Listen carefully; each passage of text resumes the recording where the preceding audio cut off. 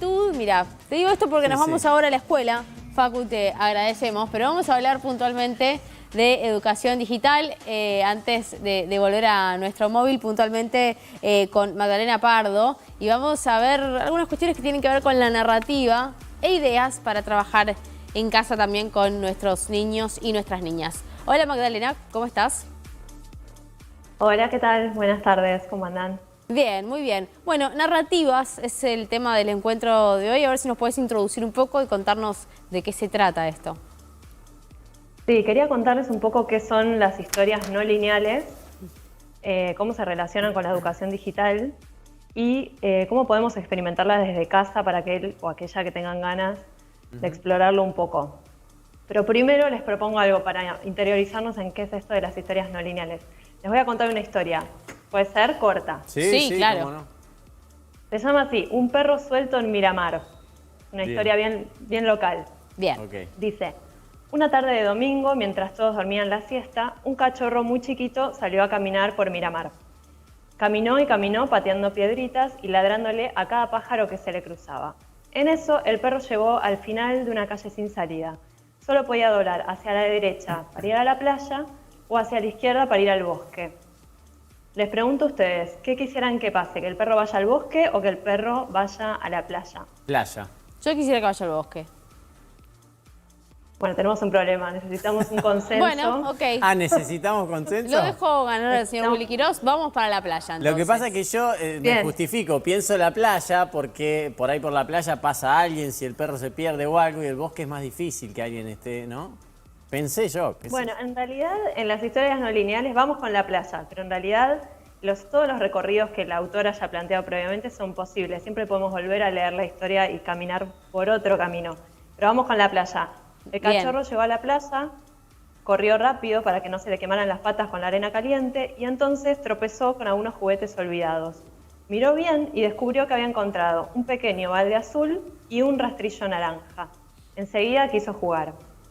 ¿Quieren que veamos qué pasaba si juega con el balde azul o con el rastrillo naranja? ¿Rastrillo naranja? ¿Me dejás elegir? Dale, te dejo Rastrillo elegir. naranja, me dejó Esto uno, me suena mucho de mi infancia. Sí, de sí, los sí, libros me de mi infancia, encantaba de esto, Elige tu propia aventura. Parva tenía. Pero sí, dale. yo también. Estuvieron muy de moda. Sí, bueno, rastrillo naranja. Vamos con el último fragmento de la historia. El cachorro empezó a jugar con el rastrillo naranja, armaba caminitos en la arena, empujaba piedras, era muy divertido. Hasta que, en un momento sin querer, una de sus patas quedó enganchada en el rastrillo. El cachorro empezó a sacudirse lo más fuerte que podía para desprenderse del juguete, aullaba y aullaba hasta que un niño lo escuchó y se acercó corriendo. Hasta acá llega esta historia que podría continuar, por supuesto, hasta llegar a un final. A mí lo que me pasaba era que a veces estaba más intrigado por lo que hubiera pasado sí que por lo que elegí. Bueno, las historias no lineales juegan mucho con eso. Como vos bien hace un minuto comentaste el ejemplo de la saga Elige tu propia aventura, que fue muy conocida en la década de los 90. Hay otros ejemplos emblemáticos como la novela Rayuela de Julio Cortázar.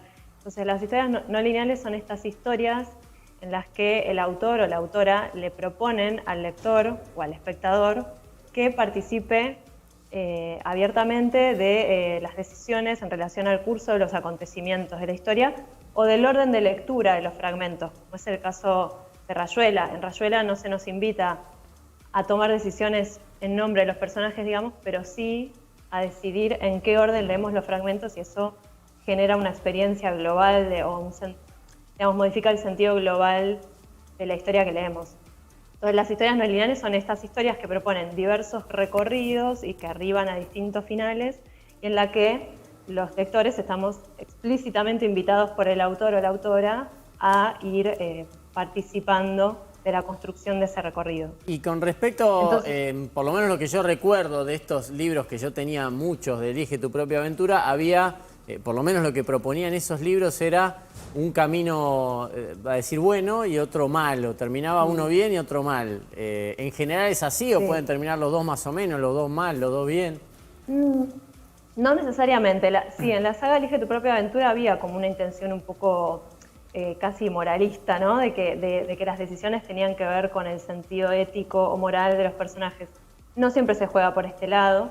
A veces tiene que ver con las características del personaje y a veces no, es una experimentación sobre el propio lenguaje y las posibilidades del lenguaje, que no siempre es escrito, ¿no? Las historias no lineales se pueden contar en múltiples lenguajes, como todas las historias, ¿no? Puede ser un texto, puede ser una película, como fue hace poco el ejemplo de la película Bandersnatch, una película que estuvo en Netflix hace poquito, que era no lineal.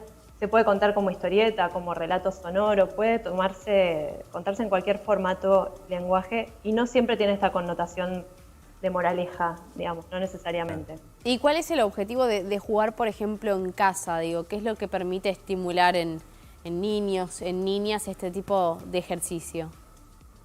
Bueno, nosotros desde Educación Digital impulsamos mucho la creación de historias no lineales, ¿no? No solo la lectura o la visualización, sino la creación, porque lo relacionamos con lo que llamamos pensamiento computacional, que es este proceso de poder identificar, analizar y resolver problemas a través del razonamiento lógico. Entonces, cuando uno tiene que crear una historia no lineal, sea escribiendo o en video o en el formato que elija, tiene que poner en juego varios de los pilares del pensamiento computacional. Esto tanto lo haga en la escuela como en la casa, ¿no?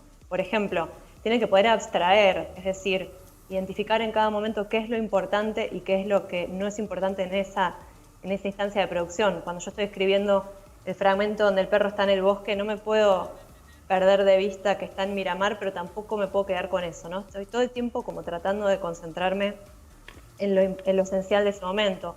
O también, por ejemplo, tengo que descomponer ese problema general de crear una historia en múltiples problemas más sencillos de resolver y más acotados, como son cada uno de los fragmentos de historia. Tengo que crear secuencias de instrucciones, no solo para que los recorridos posibles sean coherentes, sino para que los lectores sepan qué hacer.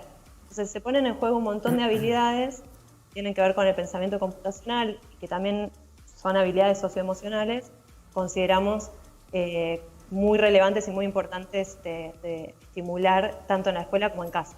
Hablando de la escuela, ¿crees que se puede aplicar, por ejemplo, por caso, para pensar al entendimiento de la historia? Es decir, no sé, elegir tu propia aventura y terminar hablando de Rosas o de Alberdi de acuerdo a lo que eligen los alumnos y las alumnas en esa clase.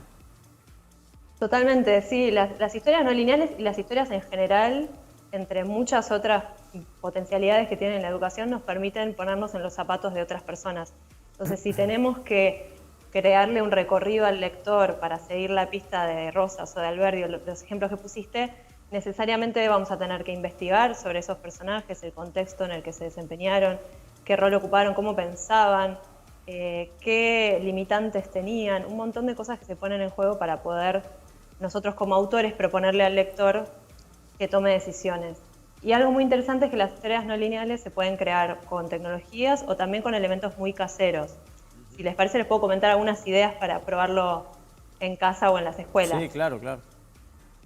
Por ejemplo, para aquellos que quieran probarlo sin tecnologías digitales, que no tengan compu o internet o quieran probar con material cotidiano, se pueden crear pequeños libros de papel y colocar al pie de página, como en Elige tu propia aventura, a qué página hay que dirigirse si queremos que suceda tal o cual cosa, o al estilo cortasariano, incluir un índice al inicio o al final del libro que proponga distintos recorridos.